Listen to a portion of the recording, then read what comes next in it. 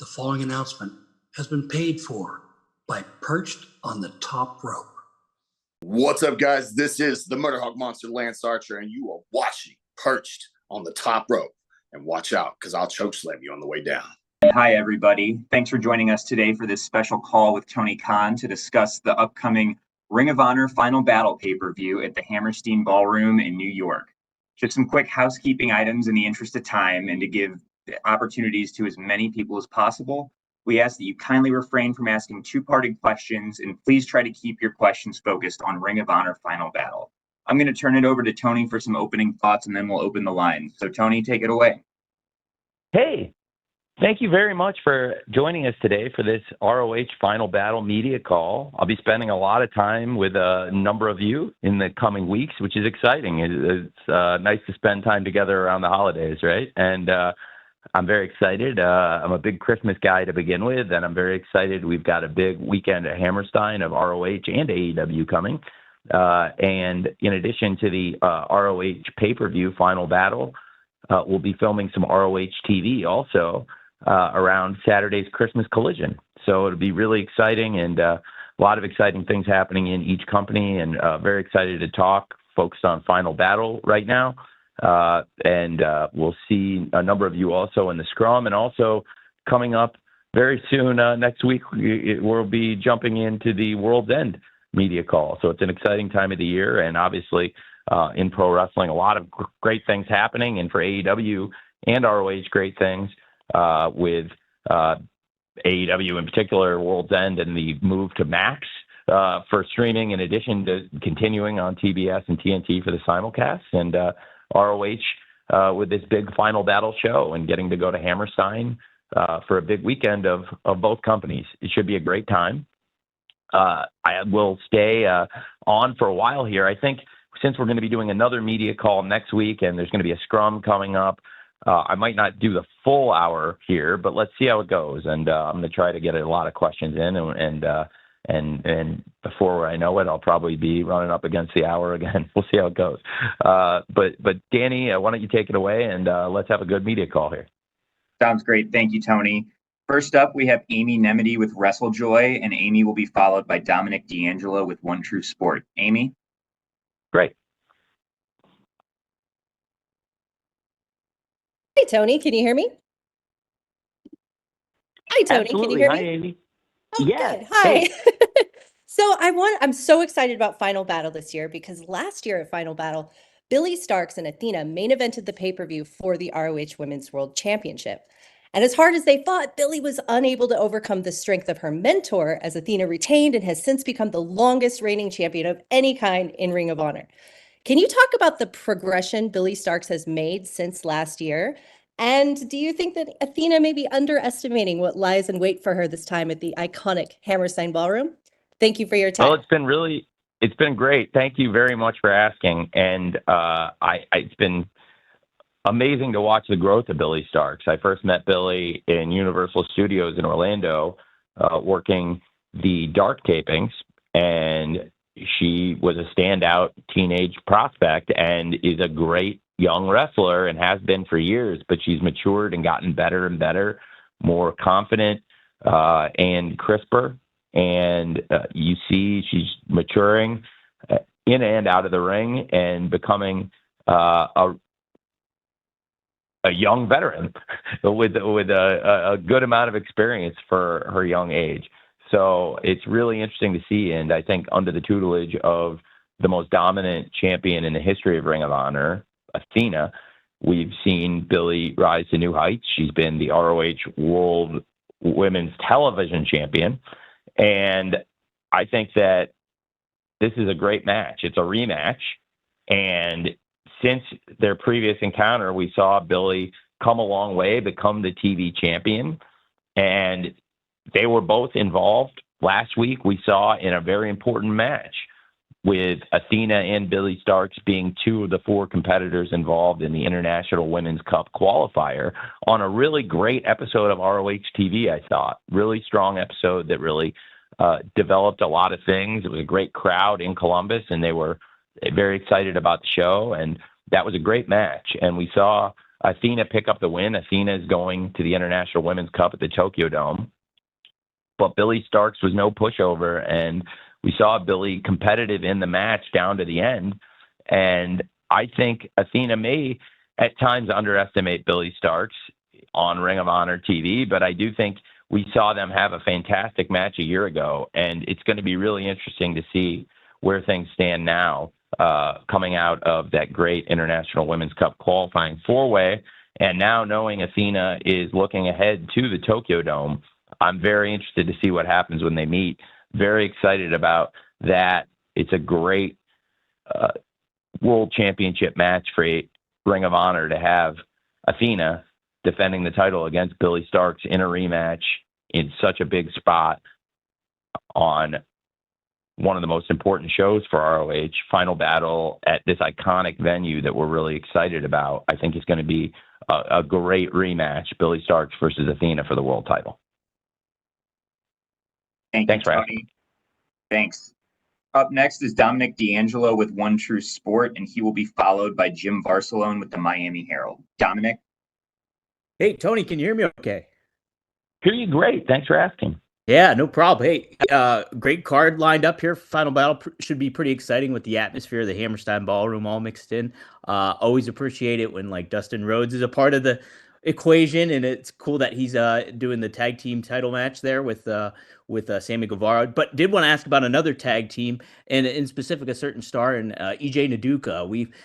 He's been signed for AEW or with AEW and ROH for quite a while now, and I just wanted to get your assessment on his ceiling, what you think of his ceiling overall, and his overall development as he progresses with your company.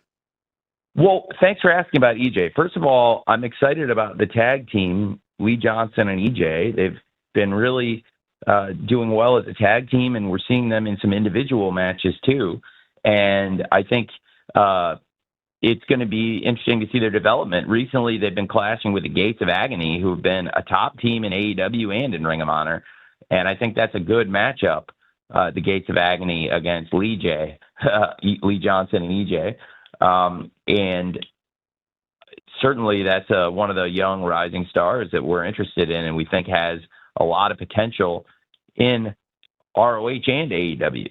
So it'll be interesting to track their progress. I think Lee Johnson has tons of upside also, but they're very different wrestlers. I think they have complementary skills, and that was the idea behind the Lee J tag team. And there's still more to be announced through ROH TV. We've got some huge matches on the card we're here to talk about today, but there's still a go-home TV show here and some more things coming together in the go-home week. But I wanted to get a chance to talk to all of you now.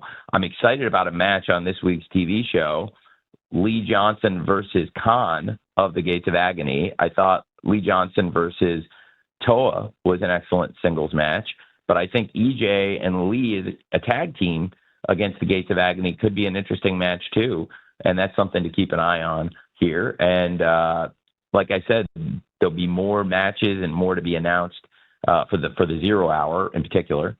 And there's some really good things on the main card already, but I think those are guys that I would look to feature coming up here at Hammerstein on the ROH TV, but also potentially on the 0 hour. So thanks for asking. Thank you, Tony. Up next, we have Jim Barcelone with the Miami Herald, followed by a write-in from Kimmy Sokol with the Pop Break. Jim?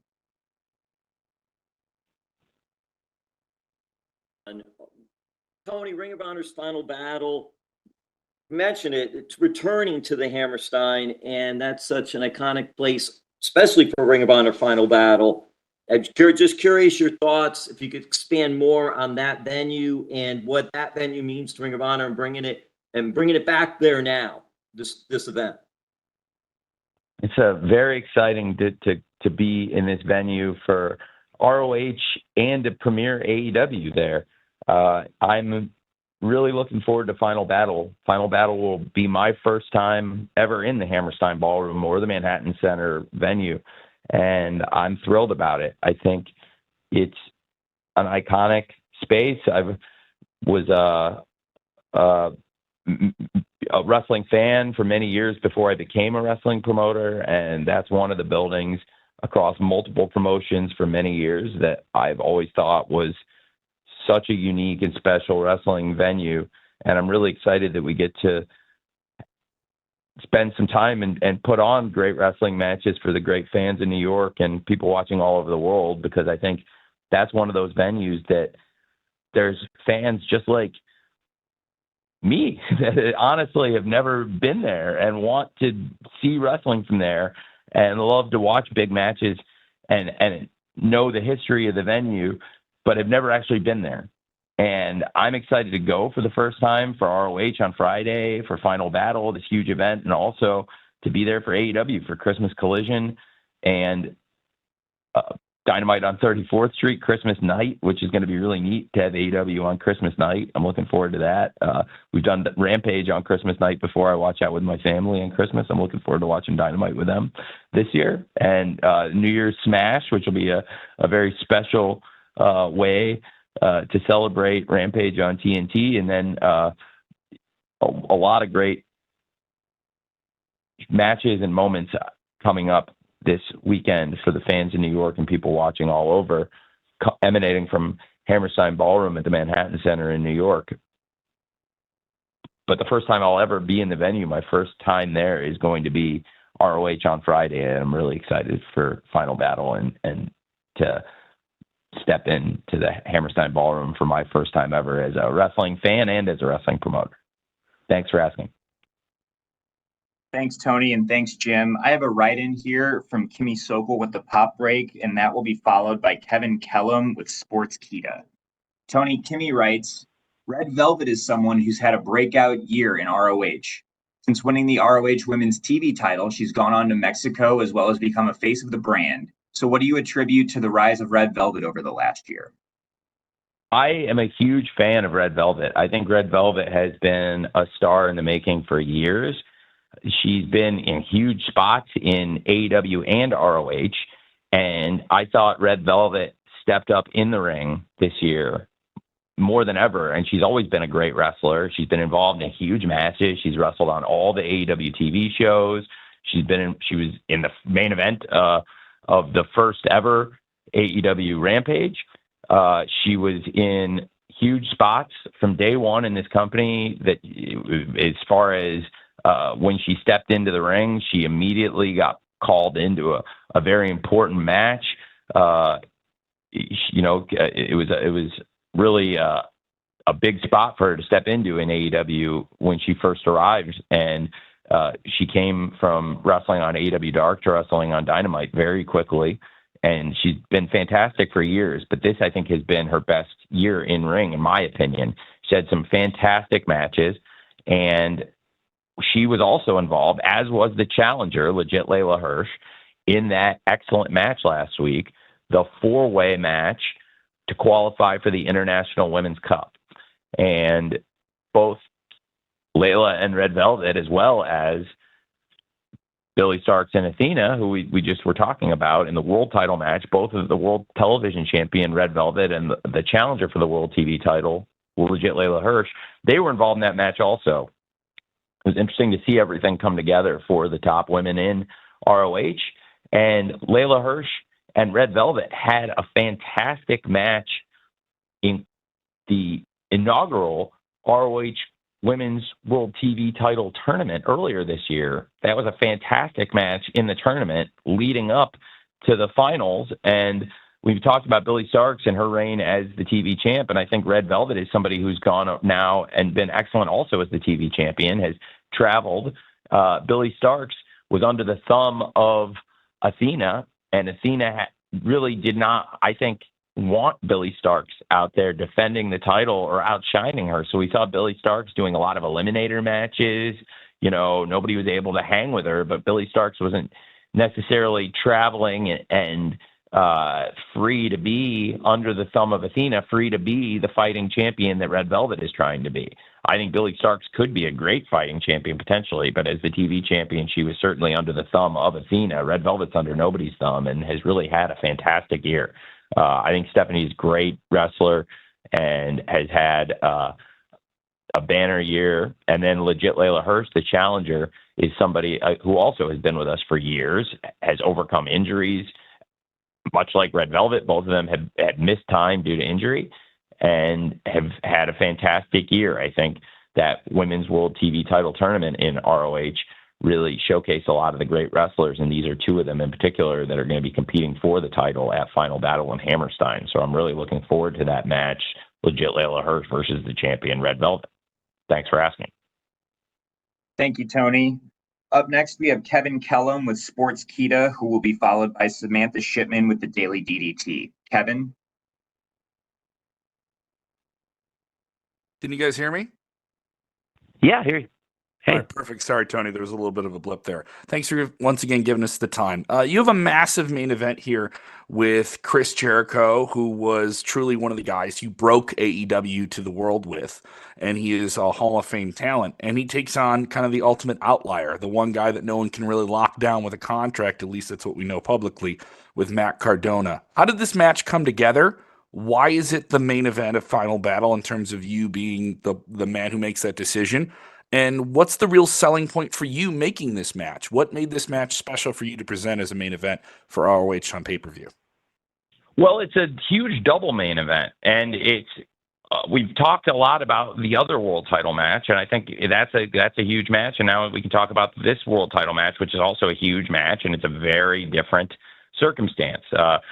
And we've got a huge double main event with the world champions defending the titles in Hammerstein Ballroom in these massive spots. And I think with Chris Jericho versus Matt Cardona, that's a very interesting thing. Matt Cardona is somebody I really like, and I thought would be great to bring back now because I want to work with Matt more. He was fantastic for us in AEW earlier this year, wrestling in the Cope Open when Adam Copeland was defending the TNT title, and when Adam Copeland was healthy and wrestling at such a high level for us.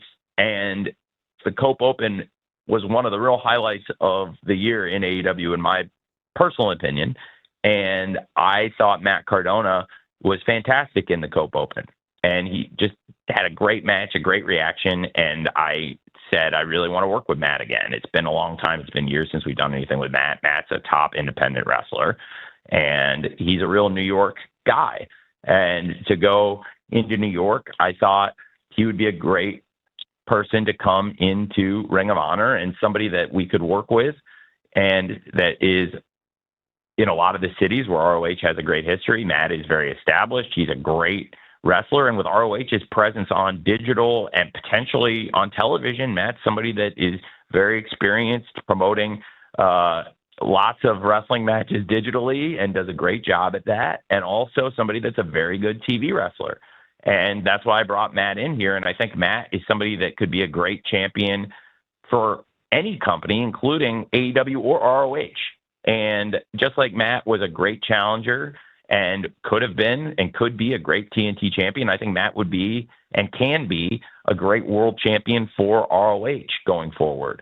And I am very interested in working with Matt more going forward. And if Matt wins the title, then you can expect to see Matt here a lot, which I would love.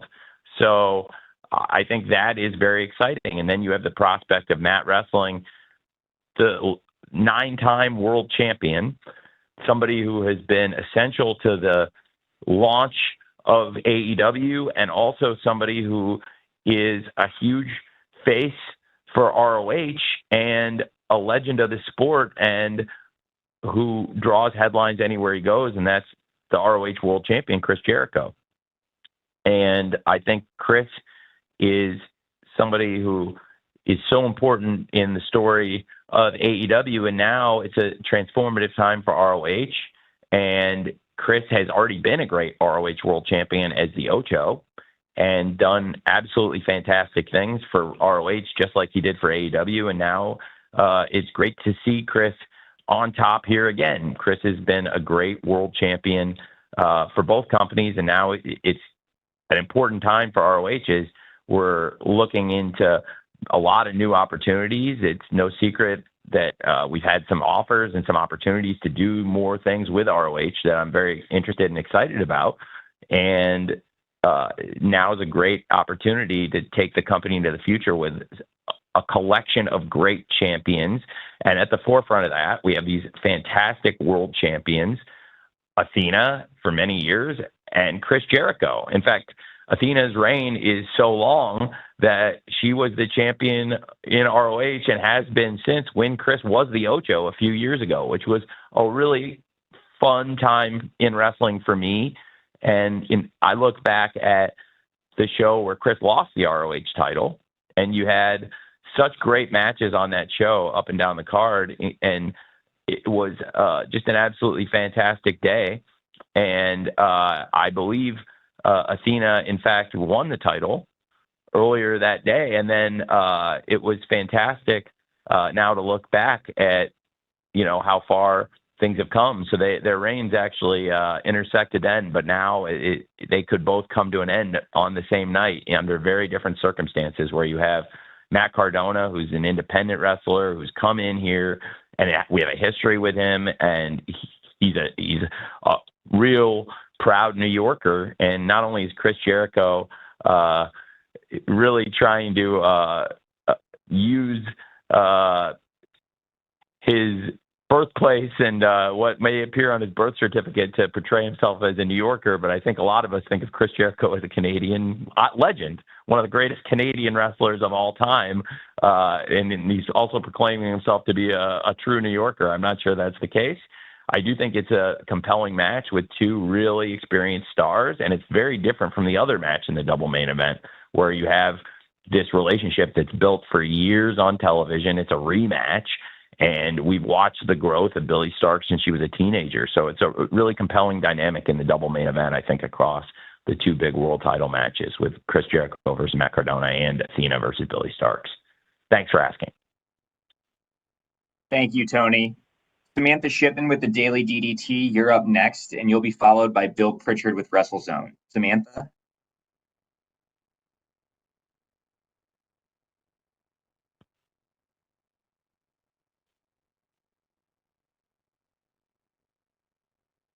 Hi, Tony. Can you hear me? Yeah, hi.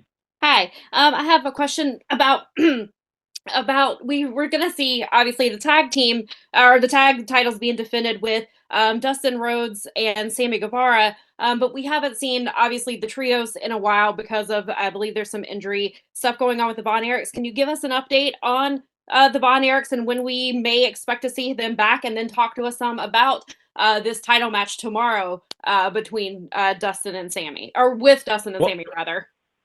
Yeah, absolutely. So, well, that'll be Friday. And very excited for that match.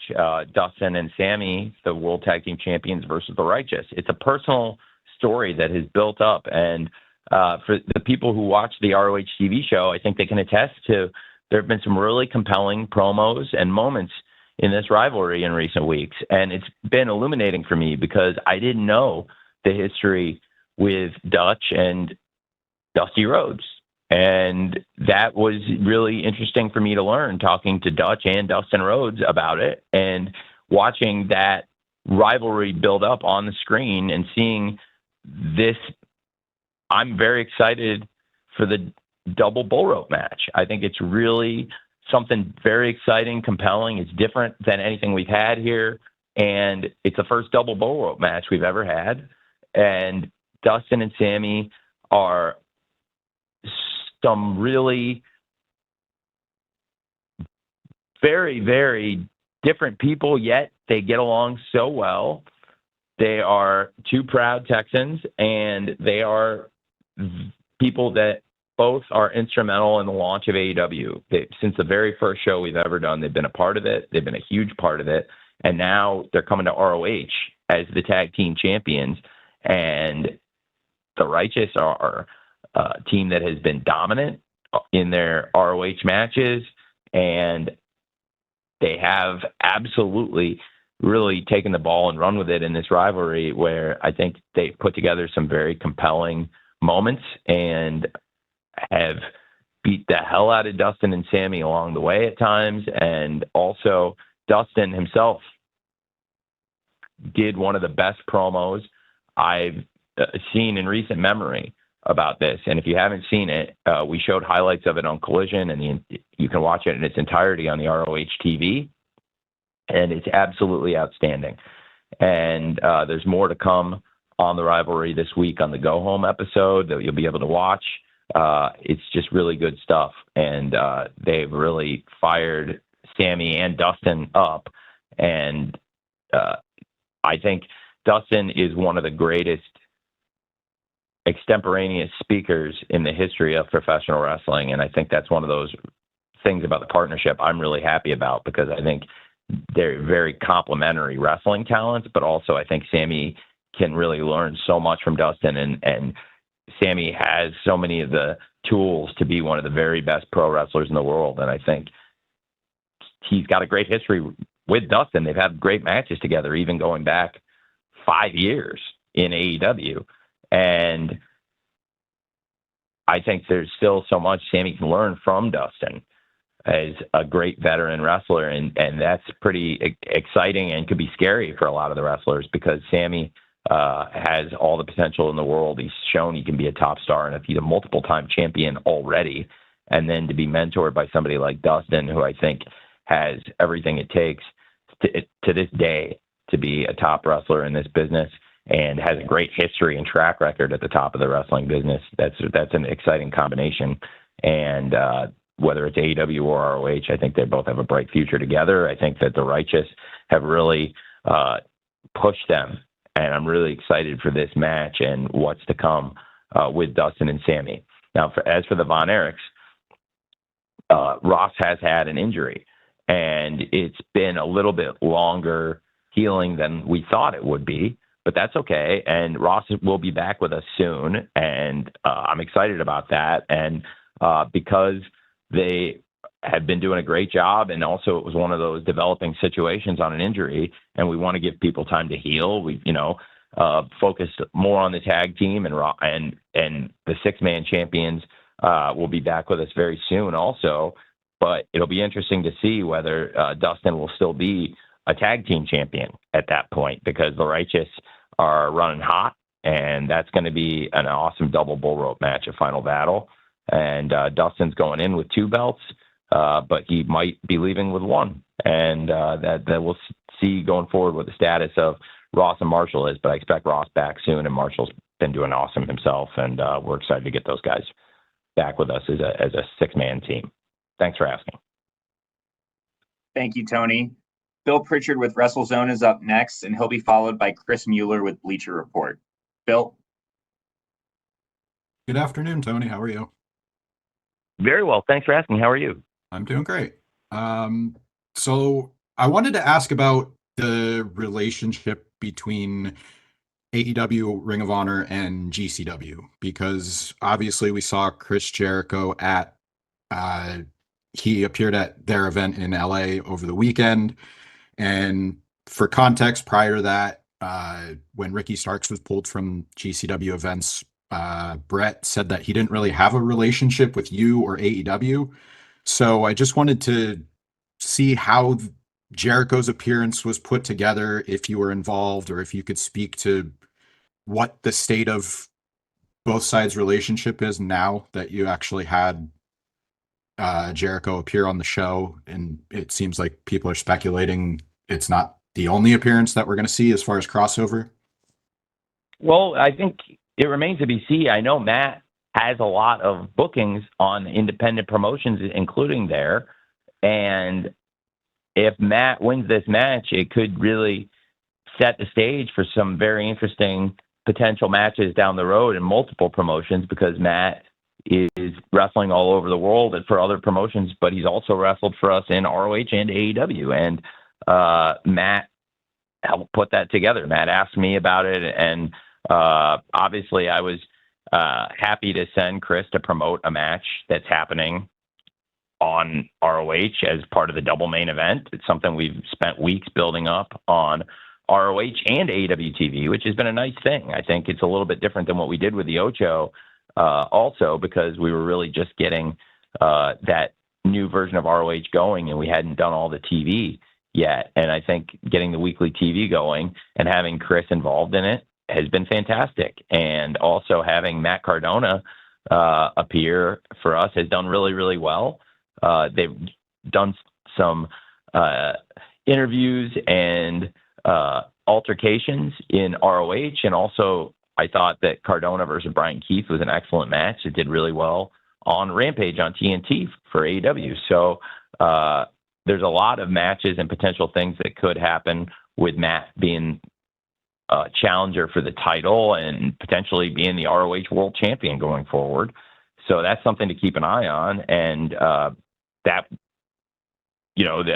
with Matt appearing there and this being a title match, that it made sense to do something to promote. It's very much along the lines of things we've done to build up other matches along the way over the years. If you think back, there's many times where an AEW wrestler has appeared in an independent promotion to build up a match in AEW. More often than not, usually it happens in maybe more often in a place like New Japan or CMLL where we've done things.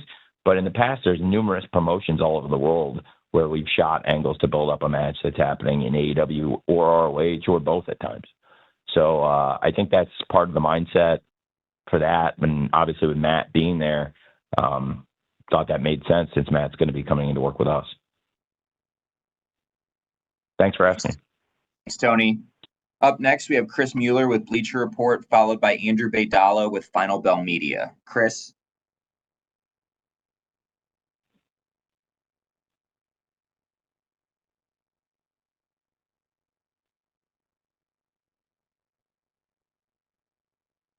Can you hear me? Hey, yes. Okay, great.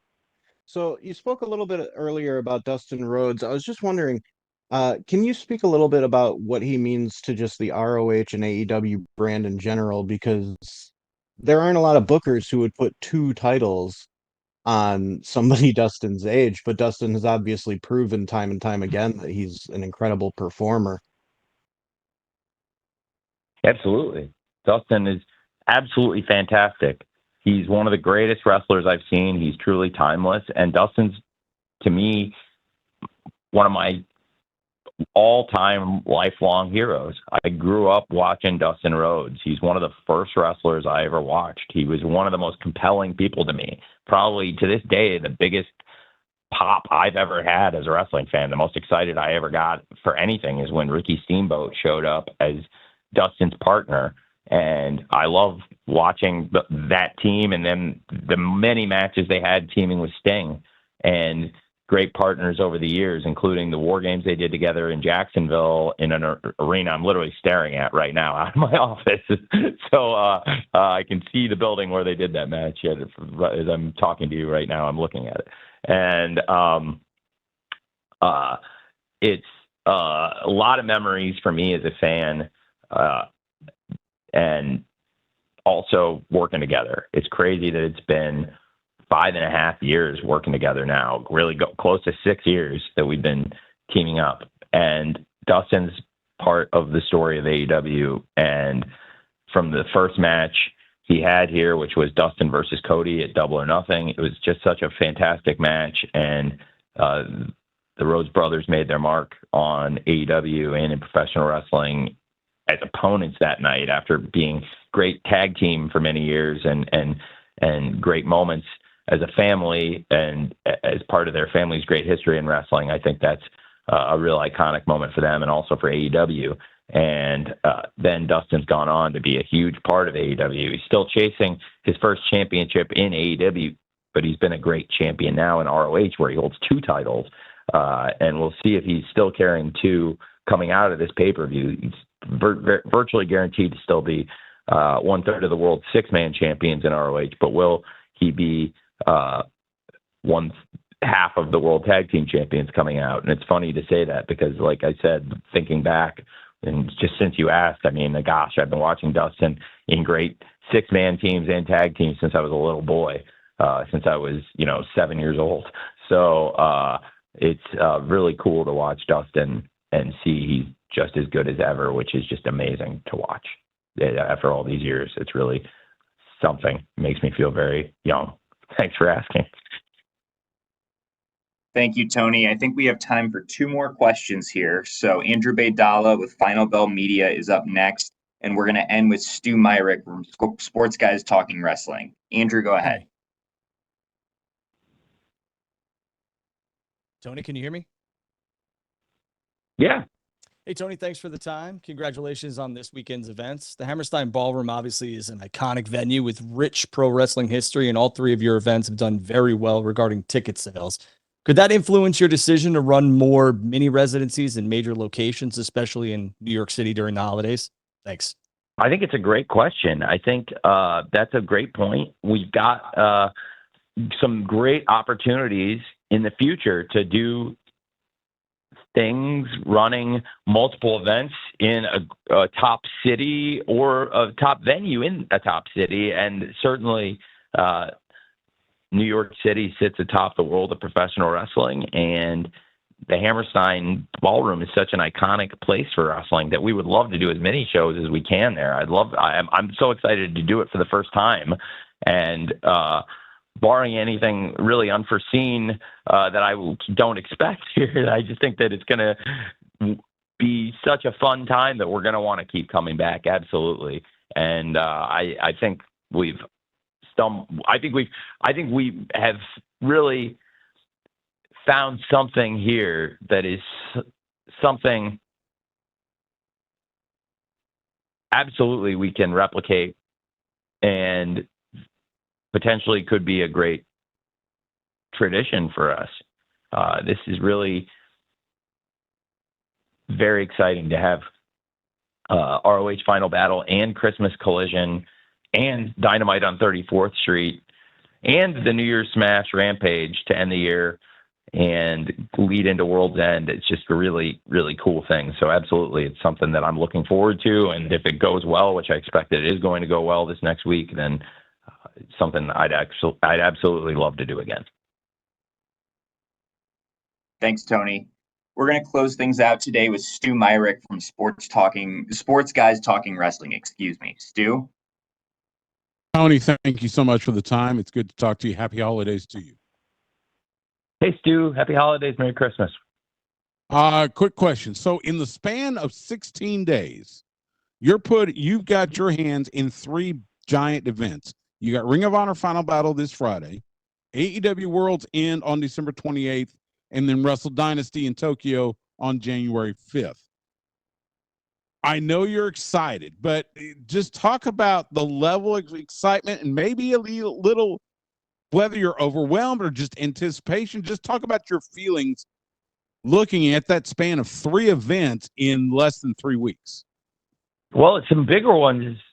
Absolutely, Stu. Those are huge. And in addition to that, we have Fight for the Fallen, where we're launching AEW on Max and continuing on TBS. And then later that week, we'll continue with Collision debuting. And we're doing this great campaign to raise money for hurricane relief around North Carolina, where it's impacted so many people, and it's been a real tragedy. And it's something that I hope in some way we can try to help people, and that's the idea of Fight for the Fallen. And also, it's a great way to bring attention to an important cause, as we're also working toward launching AEW on Max and simulcasting the show every week. It's going to be a new era in AEW and a new era in wrestling. And we'll talk about a lot of that more as we get approach World's End, because World's End really represents the end of an era in AEW and the transition into a new era. And we'll be talking a lot about that in the week to come. And as for Final Battle, it represents historically the end of the year in ROH.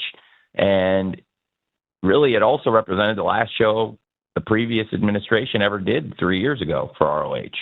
And it was immediately after that where the company was about to fold when I stepped in and bought the assets and have continued to run the promotion.